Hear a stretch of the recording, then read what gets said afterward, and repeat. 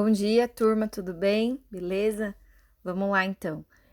Nesse vídeo aqui, a gente vai falar sobre a aula 19, que nada mais é do que uma continuação da aula 18, que a gente iniciou falando sobre as organelas membranosas, né? Organelas que têm membranas, são organelas que só células eucariontes têm, né? Células procariontes, como por exemplo bactéria, não apresentam esse tipo de organela. Aí a gente falou então na aula 18 sobre as organelas membranosas, a gente citou o complexo de Golgi e o retículo endoplasmático. Então aqui a gente está iniciando o segundo bimestre, tá? Dando uma continuidade à aula 18 e a gente vai fechar ela nesse vídeo. Bom, então, continuando falando sobre organelas membranosas, né? Vamos lembrar lá de novo que é uma organela, que nada mais é do que uma estrutura que fica na parte interna, né, da célula, lá na região do citoplasma. Então, aqui eu tenho uma representação de uma célula. E a gente vai focar aqui no lisossomo, que é uma organela que tem função específica. A função do lisossomo é fazer a digestão de partículas que são englobadas pela membrana plasmática. Então, se a gente for lembrar lá das aulas de citologia, a gente conversou que as organelas, que são estruturas que ficam na parte interna da célula, têm função específica, né? Então, assim como o nosso corpo, o corpo humano, tem os órgãos e cada órgão tem uma função, o pulmão respirar, o estômago digerir, o rim filtrar o sangue, cada órgão tem uma função, as organelas são estruturas que ficam internamente na célula, na parte interna, também tem suas funções. Então, a gente faz essa analogia, né? Assim como o corpo humano tem os órgãos, a célula tem as organelas. Poderia ser chamado de mini-órgãos, né? Então, se a gente for lembrar do lisossomo, ele é uma organela, né, que a gente chama de vesículas membranosas. Por quê? Porque são vesículas, tá? Liberadas por uma outra organela, pelo complexo de Golgi. Então, o complexo de Golgi, ele libera os lisossomos, e esses lisossomos são vesículas membranosas que vão conseguir fazer a digestão de partículas que são englobadas pela célula. Então, aqui, ó, nessa imagem, a gente tem aqui embaixo, ó, complexo de Golgi. Essa membrana, essa organela membranosa, que vai liberar o lisossomo primário, que são vesículas membranosas, que vai englobar partículas que estão entrando, né, na parte interna da célula. Então, se a gente for olhar aqui, essa figura em verde, ó, partícula de alimento englobada por endocitose. Lembrando que endocitose é de entrar, né? Tá entrando aí uma partícula sólida, tá sendo fagocitada. Aí a membrana plasmática vai permitir a entrada, né? Vai formar aí um fagossomo. E aí o lisossomo, que são essas bolinhas, pintinhas em amarelo, que foi liberada pelo complexo de Golgi, uma outra organela membranosa, cheia de, né, curvinhas aí de membranas, vai fazer a digestão dessa partícula, né? Vai acabar se fundindo aí o lisossomo secundário, fazendo a digestão. E aí o produto da digestão, os restos, né, vai ser eliminados para fora da célula pelo processo de exocitose. Então, aqui a gente está citando, né, principalmente a função do lisossomo, que nada mais é também que uma organela membranosa que está presente nas células eucariontes, tá? Lembrando isso, que células procariontes, como por exemplo bactérias, não apresentam organelas membranosas, né? E nem núcleo. Isso é uma das definições de procarionte e eucarionte, tá? Então, acho que aqui é isso, pessoal, sobre o lisossomo. Ah, uma coisa que eu não comentei, né, que acho que isso tá claro, que o lisossomo ele vai fazer a digestão intracelular, porque ele tá dentro da célula, né, obviamente. E ele apresenta enzimas, né, que a gente chama de hidrolase, que são enzimas que vai conseguir fazer a quebra dessa partícula que foi englobada. Então, só uma dica aí, tudo que terminar com lase na biologia, vocês vão lembrar de enzima, que são proteínas que fazem quebra, né, degradação. Então, fechamos aí lisossomo. Relembrando um pouquinho, né, do início do ano que a gente falou de citologia. Bom, continuando aqui na aula 19, a gente vai falar de dois processos no qual as células podem vir a morrer no nosso corpo, né? Então, o nosso corpo é constituído de trilhões de células, várias células, cada uma com formato e função específica. E as células, elas podem, do mesmo jeito que elas se multiplicam, né? Elas se dividem, elas também chegam à etapa de morrer.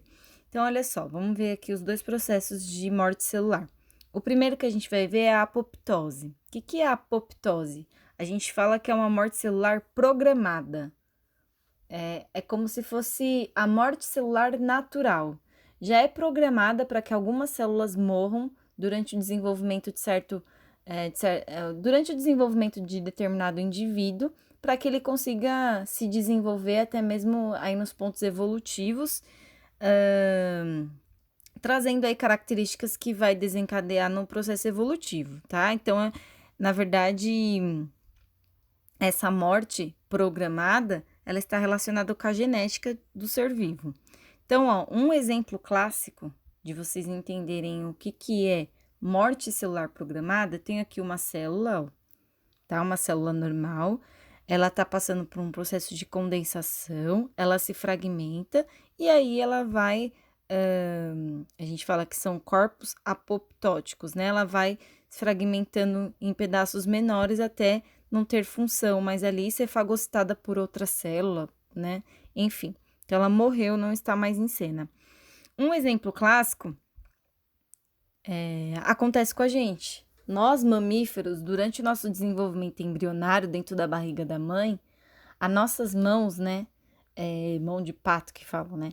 A gente tem as membranas interdigitais. Então, entre os dedos, entre os 5 dedos da mão, por exemplo, a gente não tem essas durante o desenvolvimento embrionário, tá? Então, quando é um embriãozinho, a nossa mão não tem essa separação entre os dedos. Tem a presença de uma membrana, né? Entre os dedos, que a gente chama de membranas interdigitais, que não permitiria a facilidade de pegar os objetos que a gente tem hoje devido a essa abertura que a gente tem entre os dedos. Durante, né, o desenvolvimento embrionário, esse embrião vai se desenvolvendo até virar um bebê, vai acontecendo a apoptose, ou seja, a morte celular programada. As células dali vão morrendo dessas membranas interdigitais, proporcionando então as aberturas entre os dedos, facilitando aí o nosso movimento de pinça, de pegar os objetos, né, de segurar várias coisas e de uma melhor locomoção. Movimentação, desculpa, da mão, né? Outro exemplo, no caso de dar um exemplo aqui de um anfíbio, é o sapo, né? Durante a metamorfose que o sapo passa, no desenvolvimento embrionário, quando o sapo está na fase jovem, ele é um girino, e o girino apresenta cauda. O sapo adulto, ele não apresenta cauda. E aí, o girino, no desenvolvimento embrionário, como que ele perde essa cauda? Por apoptose. Então, já é genético, já está no histórico genético dessas células irem morrendo de forma natural, programada, para que aconteça aí o desaparecimento da cauda, tornando o sapo aí na fase adulta. Então, nada mais é do que uma morte programada, né, que vai acontecer, que as células elas vão se fragmentando para proporcionar pontos evolutivos e está encaminhado aí para melhor desenvoltura. Outro exemplo também de apoptose é assim, ó, vamos supor que uma pessoa X contraiu alguma bactéria, algum tipo de micro-organismo, e aí o corpo, né, ele vai tentar se defender contra essa bactéria, contra esse corpo estranho dentro da gente. Então, como que o corpo tenta se defender? Ele começa a multiplicar células brancas, os glóbulos brancos, que são células de defesa. Então, começa a multiplicar isso de forma em quantidade maior do que o normal. E aí, né, para tentar se defender contra esse corpo estranho. E aí, depois que combate o corpo estranho, o nosso corpo não pode continuar com um grande número excedido de células brancas. Então, essas células brancas que se multiplicaram em maior quantidade, elas vão acabar morrendo por apoptose. O nosso corpo programa a morte dessas células, né? Elas acabam sendo fragmentadas e fagocitadas para poder manter um equilíbrio. Isso é também visto quando a gente faz exame, por exemplo, de urina, para perceber se tem ali bactérias. No exame de urina, a gente consegue ver lá a quantidade de leucócitos. Leucócitos nada mais é do que células brancas. Então, se der um número a mais do que o normal, quer dizer que o seu corpo, né, lá na identificação, o médico, enfim, a pessoa que estiver avaliando, vai identificar que no seu corpo tá com excesso de glóbulos brancos, então quer dizer que tem algum corpo estranho, seu corpo tá tentando se defender. Aí depois que passa o processo de defesa, né, essas células elas precisam morrer naturalmente, de uma forma programada, para poder manter o equilíbrio aí de quantidade de células. O outro tipo de morte é a necrose, que é diferente da apoptose, por quê? Porque não é uma morte programada, ela acontece devido a fatores externos. Então, olha que a gente tem uma imagem, tem uma célula normal, ela incha, aumenta em tamanho, tá? Acontece um inchaço, e aí ela vai se desintegrar, mas ela produz aí uma substância causando inflamação. Então, vamos ver alguns fatores externos que podem fazer com que a célula morra, mas não de forma natural, não de forma programada, e sim por fatores externos. A anoxia é um exemplo, quando a célula está com falta de oxigênio. Outro exemplo é a ausência de nutrientes. Então, uma pessoa que tem câncer, por exemplo, as células cancerígenas, elas começam a roubar nutrientes das outras células boas, das outras células que não têm as células boas, e aí o que acontece? Essas células boas faltam nutrientes e elas acabam morrendo. Outro exemplo também é quando a célula está exposta a produtos tóxicos, como, por exemplo, substâncias secretadas por bactérias ou até mesmo veneno de outros seres vivos. E aí essa célula também vai morrer por necrose, né? Ela vai ser necrosada, ela vai inchar, vai liberar aí uma substância, trazendo um processo inflamatório, tá?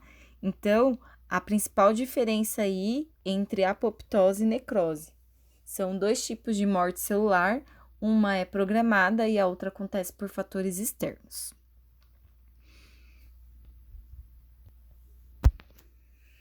Para a gente finalizar essa aula aqui, nesse mesmo conteúdo, está abordando sobre outras duas organelas e uma hipótese que explica o surgimento dessas organelas, a mitocôndria e o cloroplasto, tá? Então, lá em cima a gente falou sobre os lisossomos, né? Tô seguindo a ordem da apostila, poderia ter falado deles todos juntos, mas como eu tô seguindo a ordem para não ficar perdido aí para vocês. Lá do lisossomo, que é uma organela membranosa, que tem como função a digestão. Falei aqui dos dois processos de morte celular, e a gente vai fechar aqui falando dessas duas organelas e de uma hipótese que é uma possível resposta, né? Uma possível explicação para justificar o surgimento dessas organelas e o porquê elas são tão diferenciadas, tem um grande destaque aí.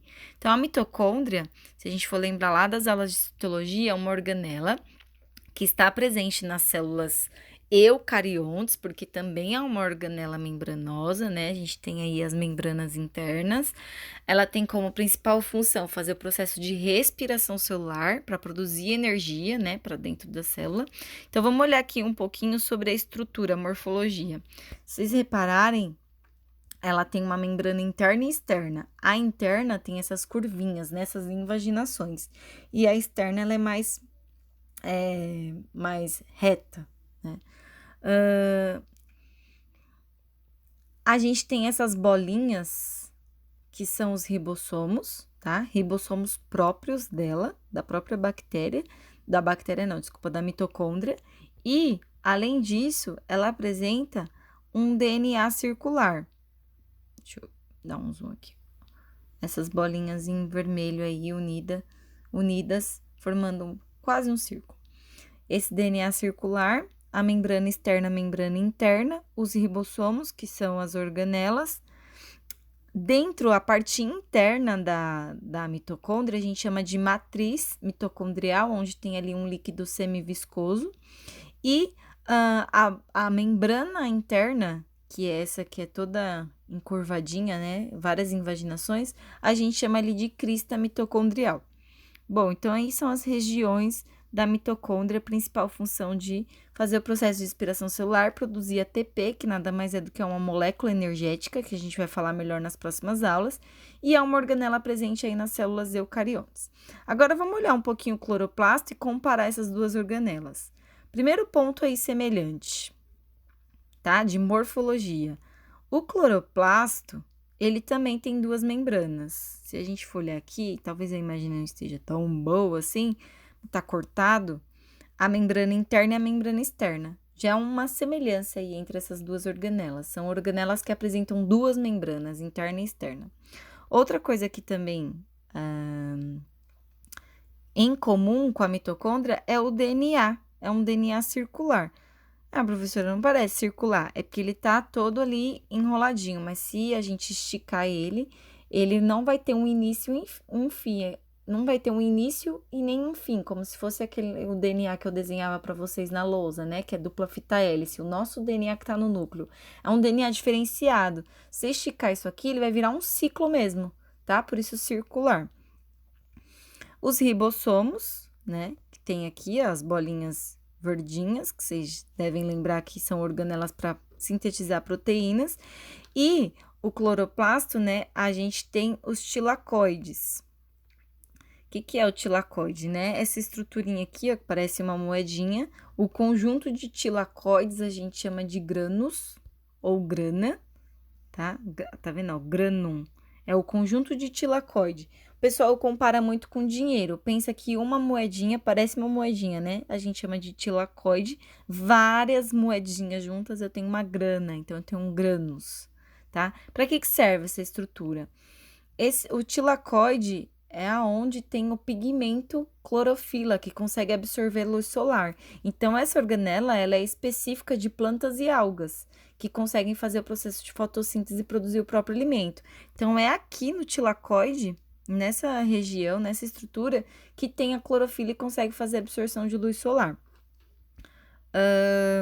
Outra coisa aqui é que a parte interna do cloroplasto a gente chama de estroma, né? É onde tem um líquido ali viscoso que está mergulhado no DNA e os ribossomos.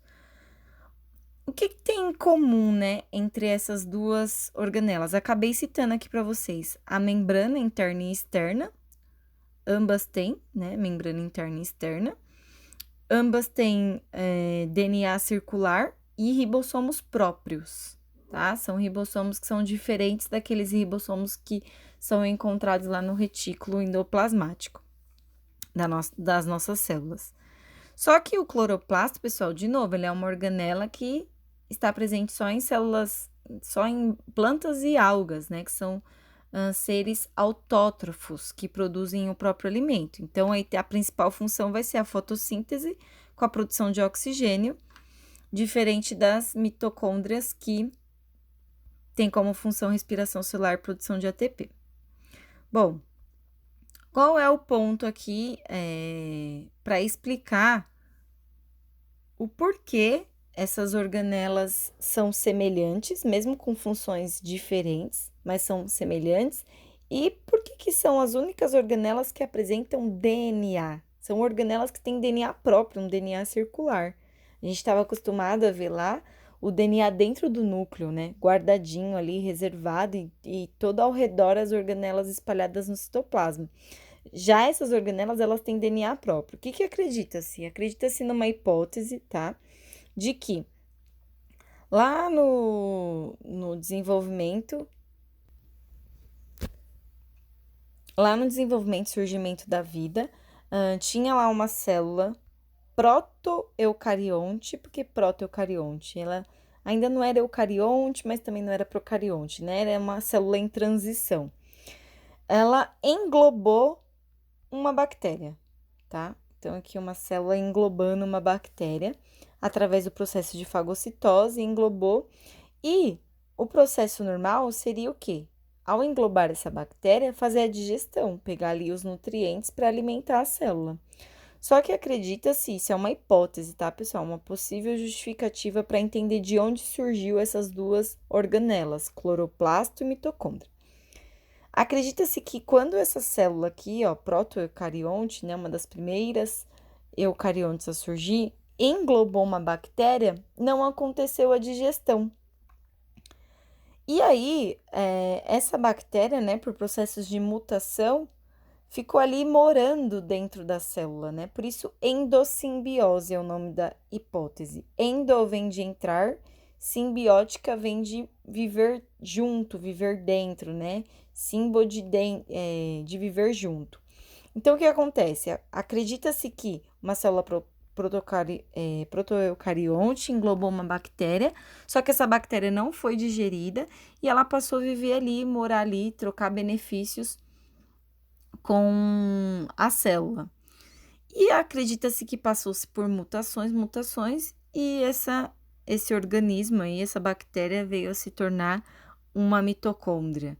E aqui no outro caso, a mesma coisa, uma outra célula englobou uma bactéria que também não passou por digestão, ficou ali morando dentro da célula, até que passou por processos de mutação e tornou-se um cloroplasto. Por que acredita-se nisso, pessoal? Porque o DNA que tem no cloroplasto e o DNA que tem na mitocôndria são DNAs muito parecidos com o DNA de uma bactéria, que é um DNA circular, tá? Então, é uma possível ideia para justificar, para tentar entender por que essas organelas têm DNA. Então, acredita-se que elas nada mais eram do que bactérias no passado que foram englobadas e passaram por processos de mutação, tornando-se uma organela altamente específica. Então, aqui a gente tem, para finalizar, uma relação entre a importância do cloroplasto e da mitocôndria. Então, eu tenho aqui o cloroplasto, que é uma organela presente em células vegetais, ou seja, nas plantas e nas algas, que vai fazer absorção de luz solar, vai pegar água e CO2, CO2 é o gás que está na atmosfera, água do solo, vai fazer o processo de fotossíntese e vai liberar o quê? Glicose e oxigênio. A mitocôndria vai pegar a glicose e o oxigênio para produzir ATP, que é uma molécula de energia. Então, querendo ou não, essas organelas, elas têm ali uma possível relação, né? Para poder fazer o processo de respiração celular, ou seja, produção de energia, ATP, e produção de oxigênio através da fotossíntese. Então, é isso, pessoal. Vou finalizar por aqui. Até a próxima.